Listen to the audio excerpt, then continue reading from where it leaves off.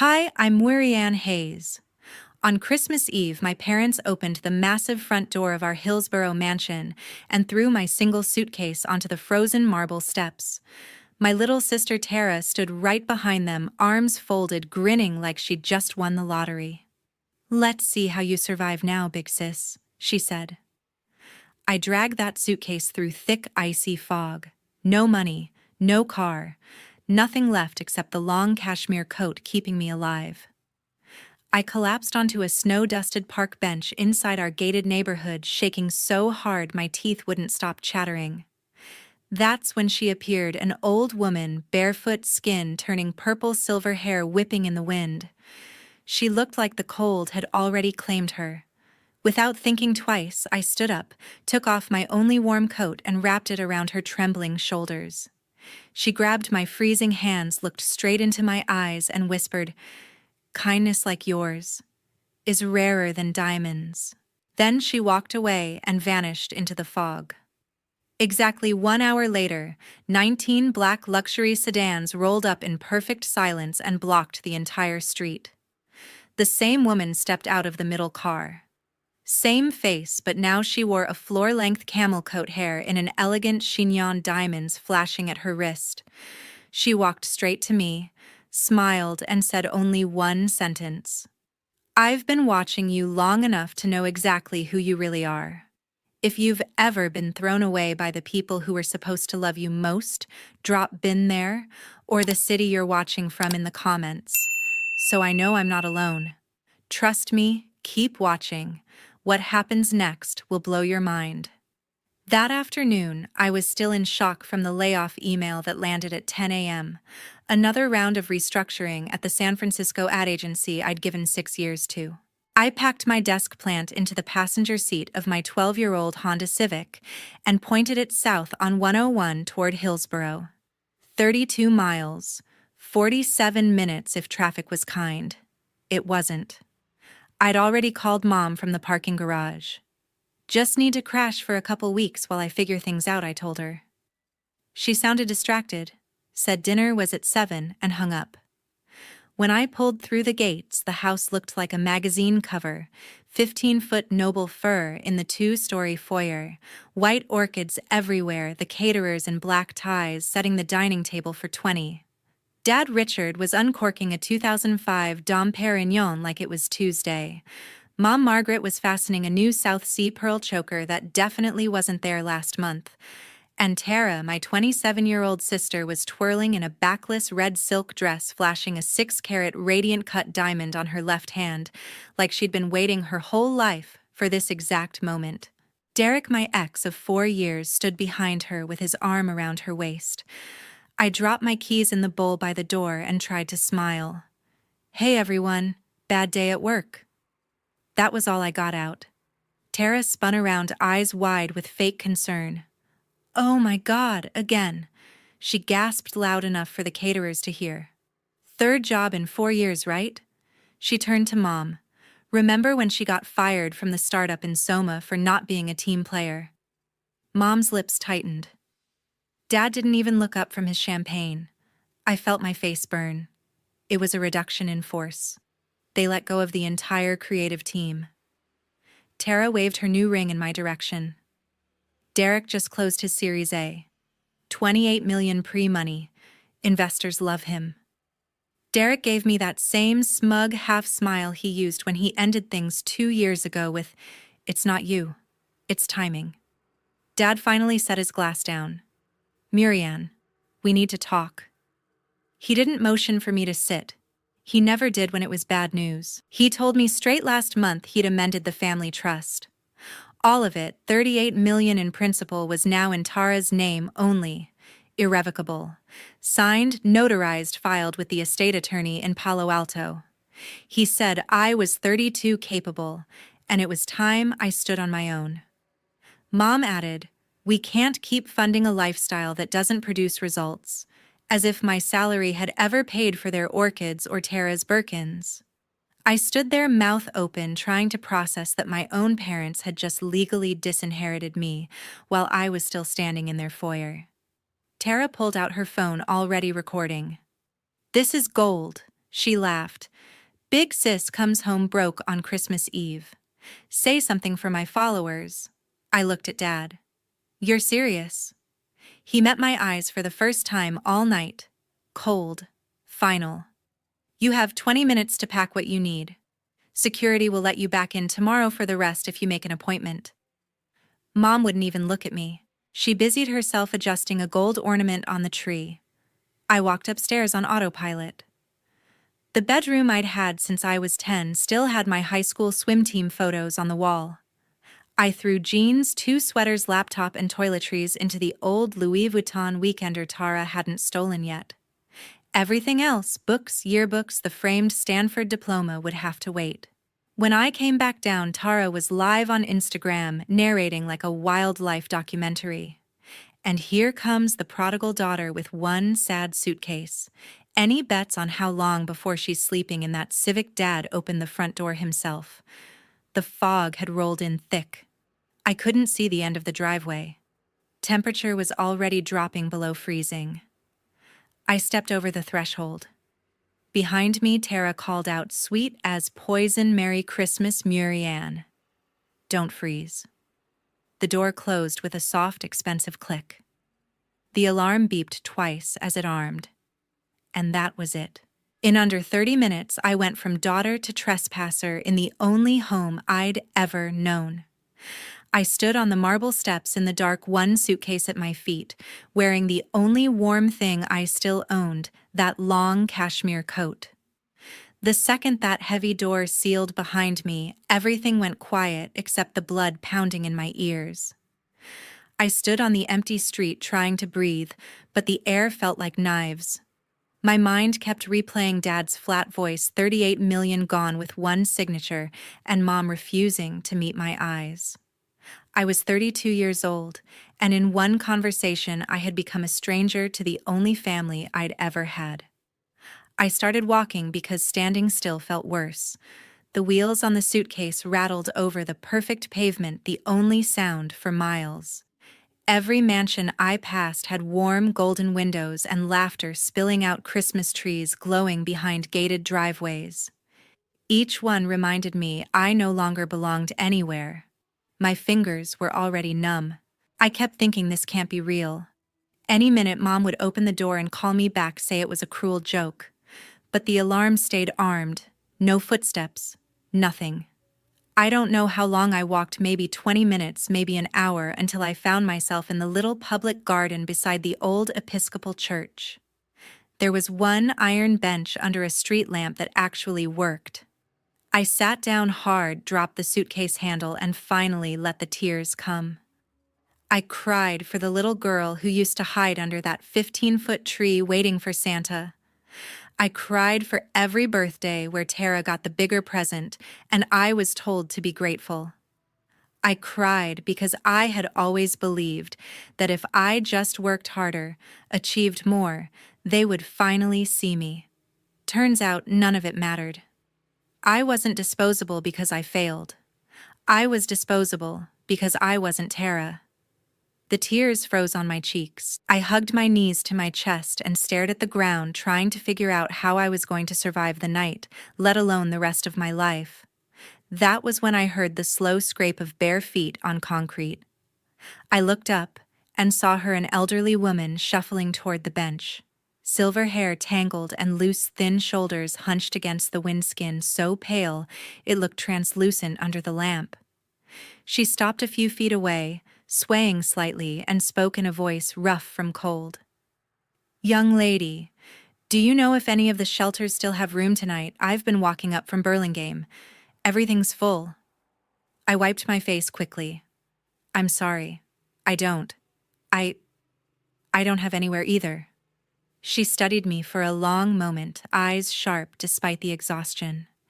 Then she lowered herself onto the bench beside me, leaving a careful distance. We sat in silence while her breathing steadied. I noticed her feet were bare and already past purple, heading toward that scary white that means the damage is deep. Something inside me cracked open. Here was someone who had even less than I did tonight, and she was still polite enough to ask instead of demand. I felt ashamed of my own self-pity. Without saying anything, I stood up, slipped off the only thing keeping me from freezing, and draped it around her shoulders. She looked startled, then closed her eyes as the warmth hit her. Her hands, thin-veined, trembling, reached up and pulled the fabric tighter. She turned to me, tears shining in those pale blue eyes. "What's your name, child Muireann?" I answered, voice cracking. She repeated it softly, like she was tasting something precious. "Thank you, Muireann." Then she did something I'll never forget. She took both my icy hands in hers, squeezed once, and held my gaze for a long time. No words, just understanding, passing between two strangers who suddenly weren't strangers anymore. After what felt like forever, she let go, stood up with new steadiness, and gave me the smallest smile. She walked away, slowly swallowed by the night before I could even think to call after her. I sat back down alone, colder than I'd ever been in my life, teeth chattering so hard my jaw hurt. But for the first time since the door closed, the ache in my chest felt different. Lighter. Like giving away the last thing I had somehow gave me something back I didn't know I was missing. The motel room smelled like old cigarettes and cheap pine cleaner.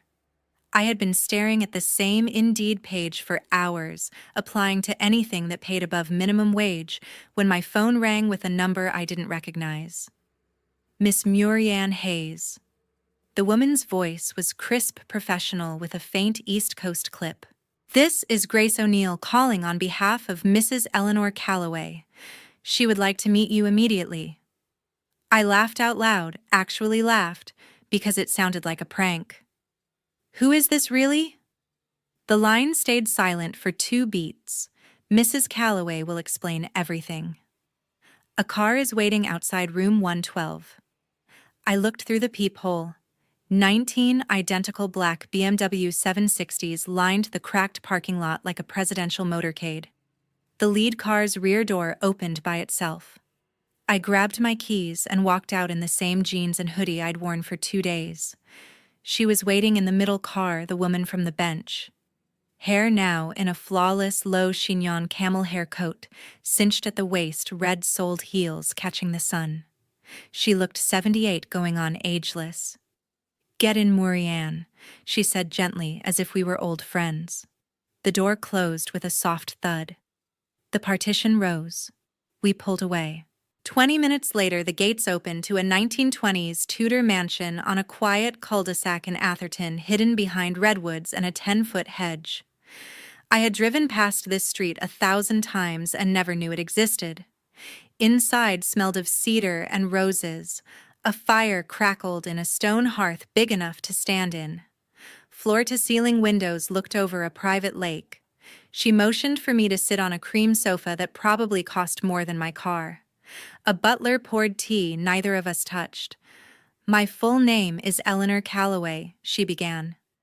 "My late husband founded Calloway Commercial Realty.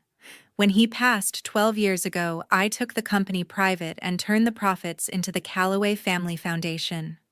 We own or finance over 400 million square feet of office and retail space across the country. The foundation distributes roughly $120 million a year." I just stared. My brain couldn't process the numbers. She leaned forward. "Every Christmas Eve for the last 25 years, I do one thing the same. I leave the estate dressed as someone who has nothing. No security visible, no wallet, no phone. I walk until I find someone who still has a heart when they believe no one is watching. Most years I walk all night and go home disappointed. This year I found you." She explained that after I walked away, her security team plainclothes parked 2 blocks over had kept eyes on me from a distance for 48 hours. They watched me check into the motel with cash eat vending machine food applied to 50 jobs in one sitting cry in the shower, and never once try to find out who the homeless woman was or brag about the good deed. "You're the first person in 15 years, she said quietly, "who gave away the last thing keeping them alive without expecting anything back. I need to know if that was a fluke or who you really are."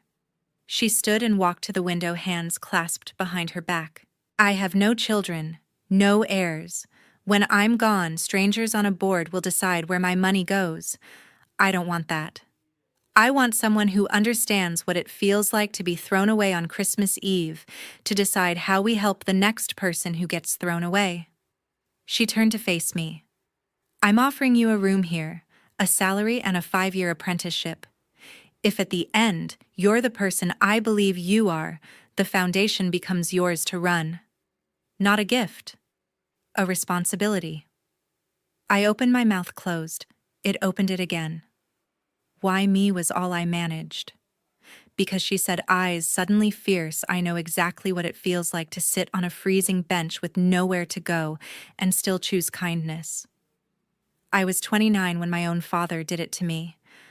I promised myself if I ever got the chance, I'd make sure no one who chose right in that moment stayed lost. She extended her hand. So, Muireann Hayes, will you come home with me? I moved into the East Wing the following Monday. My new bedroom was bigger than my parents' entire downstairs, with French doors opening onto a rose garden I could actually smell from bed. Grace O'Neill, tall, silver-haired, zero-nonsense, handed me a leather binder the thickness of a phone book and said, "Welcome to boot camp." The first month was brutal. 6 a.m. runs around the lake with Eleanor's former Navy SEAL trainer. 7:30 breakfast meetings where I learned to read a 909 DPF tax return faster than most CPAs. 9 a.m. to 6 p.m., sitting beside Eleanor in board meetings at the foundation's offices on Sand Hill Road, taking notes while billionaires argued over impact metrics. Evenings were spent dissecting 20 years of grant archives until my eyes burned. Eleanor didn't want another rich kid playing philanthropist. She wanted someone who could turn dollars into changed lives without wasting a cent. Her favorite line became, "We don't give fish. We don't even give fishing lessons. We buy the whole damn river and make sure everyone can eat forever." She enrolled me in Stanford Graduate School of Business's executive program for nonprofit leaders. Full tuition covered, no questions asked. 3 nights a week I drove the 5 miles to campus, sat in classrooms with executives twice my age, and learned how to measure outcomes instead of intentions. Weekends meant site visits. Battered women's shelters in East Oakland, after-school programs in East San Jose, veteran housing projects in the Central Valley. I interviewed mothers who had escaped abuse with nothing but their kids and a garbage bag of clothes. I listened to teenagers explain how one safe place to do homework kept them from joining gangs. Every story carved itself into me. Back at the estate, Grace drilled me on governance. How to handle a rogue board member. How to say no to a senator's pet project without losing federal matching funds. How to fire a grantee caught embezzling without triggering a PR nightmare. I rewrote the entire grant application process from scratch: shorter forms, faster decisions, mandatory site visits within 30 days of approval. Eleanor read every draft and bled red ink all over them, then made me defend each change in front of the full board. There were nights I fell asleep at the kitchen island with my face on a spreadsheet. There were mornings I cried in the shower because I felt like an imposter who would never be good enough. But every time I wanted to quit, I remembered sitting on that freezing bench with nothing, and I kept going. June arrived hot and sudden. One Thursday morning, Eleanor texted library. Now. I walked in expecting another 12-hour strategy session. Instead, she was alone, sunlight pouring through stained glass windows, holding a single folder. She didn't sit. She slid the folder across the mahogany table and stayed standing. Inside was an employment agreement on heavy creamstock. Title: President and Chief Executive Officer, Calloway Family Foundation. Reporting line directly to the board, meaning her, until she decided otherwise. Base salary, $195,000. 3% equity in the foundation's endowment, currently valued at just under $4 billion. Full decision-making authority over all programs starting year 3, subject only to fiduciary duty. I looked up, speechless. She finally sat, folding her hands like she was praying. I didn't bring you here because you gave away a coat, she said. Anyone can be generous for 5 minutes when a camera might be watching. I watched you for 5 straight months. I watched you fight for a domestic violence shelter that every banker in the room wanted to defund because the numbers looked messy. I watched you sit on a folding chair in Oakland until midnight, listening to a 17-year-old girl explain why she couldn't go home. I watched you rewrite a 70-page policy manual because one paragraph would have left transgender kids without beds. Her voice cracked just once. You have the mind I need and the heart I lost a long time ago. The foundation is yours to run. I'll stay on the board to keep the old men in line, but day to day the river belongs to you now. I tried to say thank you, but nothing came out. She waved it off. Sign it before I change my mind and make you finish the endowment tax module first. I laughed through tears and signed. That night we opened a 1982 Chateau Margaux on the terrace. Just the two of us watching the sun drop behind the redwoods. She raised her glass. To the girl who had every reason to become bitter and chose kindness anyway. I clinked mine against hers. And to the woman who refused to let one good deed stay invisible. We drank. For the first time since Christmas Eve, I felt like I was exactly where I was supposed to be. October smelled like wet leaves and money in San Francisco. I was in my corner office on the 22nd floor of 300 California Street, reviewing final numbers for the second home campus, when Grace knocked once and opened the door. Your sister and Derek Whitaker are downstairs. No appointment. I felt my stomach drop the way it used to when Tara borrowed my clothes in high school and returned them ruined. I told security to send them up. They walked in looking like they'd rehearsed the performance on the elevator ride. Tara wore a modest navy sheath dress instead of her usual bodycon hair in a low ponytail, minimal jewelry. Derek had traded the hoodie and sneakers founder uniform for a navy suit that almost fit. Both carried the tight smiles of people who had practiced apologies in the mirror. Tara spoke first, voice, soft, eyes shiny. Muireann. I've been awful. We've been awful. I'm so sorry for everything. For Christmas Eve, for the things I posted. All of it. Derek nodded vigorously.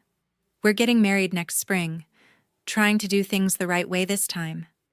I stayed behind my desk, hands folded, and waited. Tara took a breath. Dad's in trouble. Some investments went south. He and Mom might lose the house. And Derek's new company, AI for Elderly Care, just needs $2 million to close the seed round. We wouldn't ask if it wasn't life or death. I raised an eyebrow. Which part is life or death, Dad's mortgage or your valuation? Derek forced a chuckle. Look, I get it. You're big time now. But blood is blood, right? $2 million is nothing to the foundation. I leaned back. Tell me what happened to the $38 million trust fund you took last December. Tara's masky blinked. We diversified.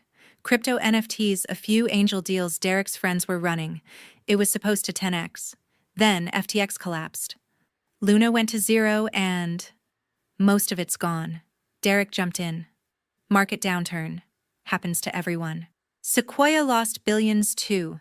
We just need a bridge. I opened the folder Grace had quietly placed on my desk, screenshots, bank records, a Forbes article titled Hayes Family Heiress Blows Inheritance on Memecoins. I turned the folder around so they could see. 87% gone in 11 months, I said calmly. You bought a Lambo, each put a deposit on a condo in Miami, and paid influencers to promote shitcoins. That's not a downturn. That's arson. Tara's mask slipped. You're seriously going to sit there in your fancy office and let Mom and Dad go homeless? I pressed the intercom. Security to 22, please. Derek tried sweet reason. Come on, Muireann. $2 million is petty cash here. You'll never even miss it. The door opened. 2 guards in suits stepped in. I stood. This foundation exists for people who never had a safety net, not for people who lit theirs on fire and now want mine. You're not getting a dime, not today, not ever. Tara went scarlet. You ungrateful bitch. She was already pulling out her phone, hitting record as the guards took her elbows. By the time they reached the lobby, 3 paparazzi vans and a local gossip blogger were waiting outside the glass doors. Someone had tipped them off. Tara went full performance tears, trembling lip shouting about cold-hearted sister abandoning her own blood. The video hit TikTok within 20 minutes. Caption: My billionaire sister won't even help our parents keep their house. Family first, sark toxic sibling. It blew up.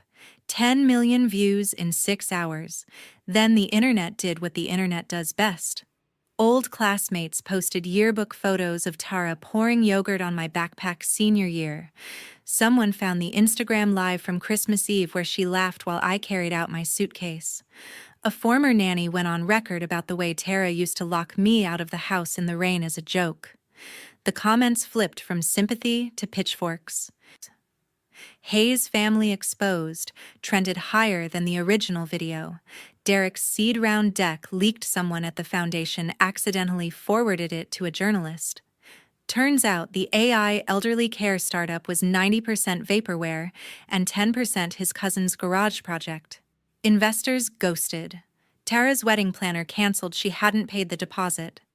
Their engagement announcement post got ratioed into oblivion. I never posted a single word. By midnight, the video was age-restricted for bullying. The blogger issued a groveling apology, and Tara's follower count had dropped by half. Grace poured me a finger of scotch when I got back to Atherton that night. Poetic justice tastes better when you don't have to lift a finger, she said. I raised the glass to the dark window. No, I answered. It tastes like closure. November brought cold fog that never quite lifted. The news broke on a Tuesday. Pacific Crest Capital collapses. $4.2 billion Ponzi scheme unravels. Dad had moved every remaining dollar mortgage refinance home equity line, even Mom's jewelry, into the fund 6 months earlier because the guaranteed 18% annual return would get us back on track. The FBI raided the offices in Newport Beach the same week. The founder was already on a yacht somewhere off Cabo. 30 days later, the foreclosure notice appeared on the Hillsborough mansion's front door. No bidders showed up at the auction. The bank took title. Richard, Margaret, and Tara moved into a 2-bedroom apartment above a nail salon on Story Road in East San Jose, rent $2,900 a month, all they could afford after the bankruptcy filing. Tara's credit cards were maxed at $247,000, mostly on handbags and retail coping after the October disaster. Collection agencies called non-stop. They showed up at the foundation without an appointment on a rainy Thursday morning. Security called up. I told them to let the 3 of them in. Dad looked 20 years older. Hair gone completely white, shoulders curved inward, wearing a sport coat 2 sizes too big. Mom had cut her hair short and dyed it a cheap drugstore brown that didn't quite match. Tara wore no makeup, eyes, puffy, clutching a knockoff tote like a life raft. I met them in the small glass conference room on 22. No water, no coffee. Grace stood outside the door. Dad spoke first, voice cracking on every word. Muireann, you're my daughter. I know we hurt you. I know we don't deserve anything, but we have nowhere else to turn. The apartment lease ends in 6 weeks. We're going to be on the street. Mom stared at the table, twisting a tissue into shreds. Tara finally looked up, eyes red. Please. Just enough to get us a fresh start. We'll sign anything. We'll never ask again. I opened a slim black folder and laid 3 business cards on the polished wood. First card, Marcus Chen, Certified Financial Planner, specializing in post-bankruptcy recovery. Second card, Financial Literacy and Debt Management Program, free 8-week course funded by the foundation held at the East San Jose Community Center. Third card, National Alliance on Mental Illness California Crisis Hotline, and a local therapist who took sliding scale clients. I pushed the cards toward them. This is what the Calloway Foundation can do for strangers who lost everything through no fault of their own, I said, voice level. It's the same help we offer anyone who walks in here broke and scared. Dad's hand shook as he reached for the cards, then stopped halfway. That's it. After 32 years, that's all you have for your own father. I stood. You had choices. You chose to rewrite the trust.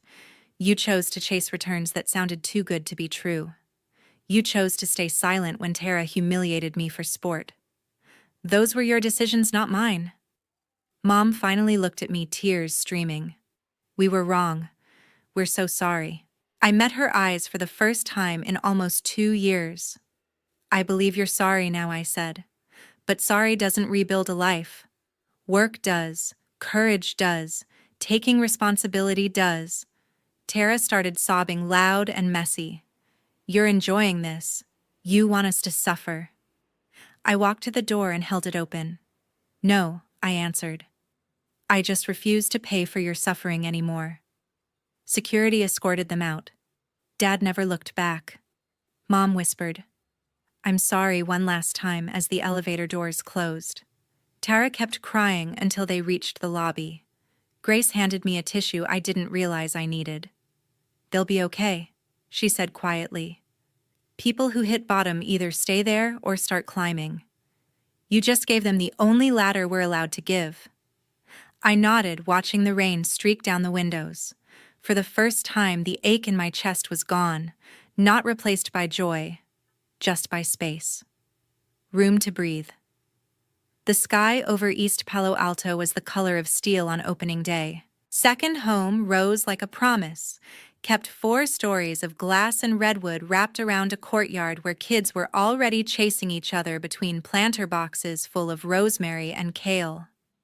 3,000 people filled the plaza, families who would live here, donors, city council members, every major network, even the governor cutting the ribbon.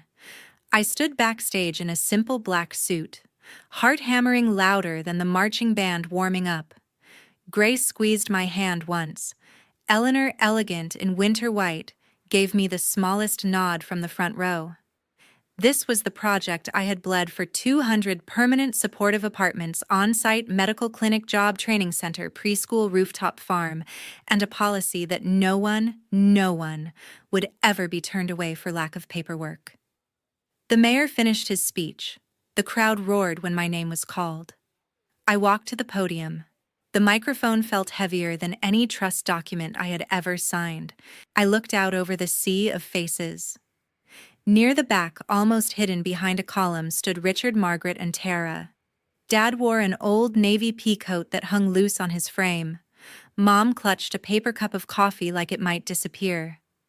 Tara had cut her hair short and looked strangely small without the armor of designer labels. I let the silence settle for 3 full seconds. 1 year ago tonight, I began, voice steady. I was thrown out of the only home I'd ever known with 1 suitcase and no place to go. I learned that night what it feels like when the people who are supposed to catch you drop you instead. A ripple moved through the crowd. Cameras zoomed. I also learned something else on a freezing park bench. Real family isn't DNA. Real family is the stranger who chooses to see you when you're invisible. Real family is the hand that reaches when you have nothing left to give in return. I turned and gestured to the building behind me. This is second home. 200 families will never again have to sleep in their cars because a landlord raised the rent. Kids will never again do homework in the back seat because the lights got shut off. And every single person who walks through those doors will be told the same thing I needed to hear that Christmas Eve. You are not disposable. You are not alone. You are home. The applause started slow, then exploded. People stood. Phones rose like a wave of light. I waited for it to crest, then spoke again, softer, so every microphone strained to catch it. Tonight, we open these doors for every person who has ever been told they don't belong, especially for those who were told it by the people who were supposed to love them most. I looked straight across the plaza, directly at the 3 figures in the back. Dad's shoulders shook. Mom covered her mouth. Tara stared at the ground. I didn't smile. I didn't scowl. I simply held their gaze for one heartbeat longer than comfort allowed. Then I stepped away from the podium. The governor cut the ribbon. The marching band struck up. Children rushed forward with flowers.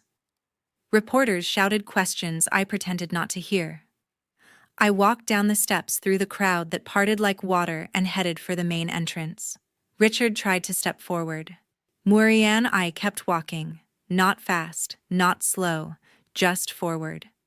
Mom reached out a hand that never touched me. Tara opened her mouth, closed it, and for the first time in her life said nothing at all. I passed within 2 feet of them without breaking stride.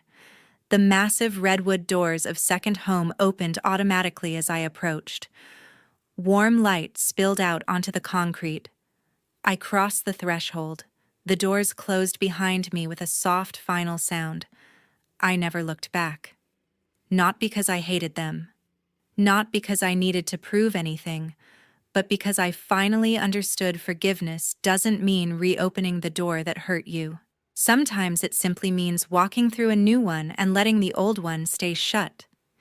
Inside, a little boy in a Spider-Man jacket tugged my sleeve. "Are you the lady who built this place?" he asked. I knelt so we were eye to eye. "I'm one of them," I said. He offered me a dandelion he'd picked from the courtyard. "For you, because you gave us a home." I took the flower, and for the first time in a long time, I smiled like I meant it. Outside, the celebration continued. Inside second home, the future began.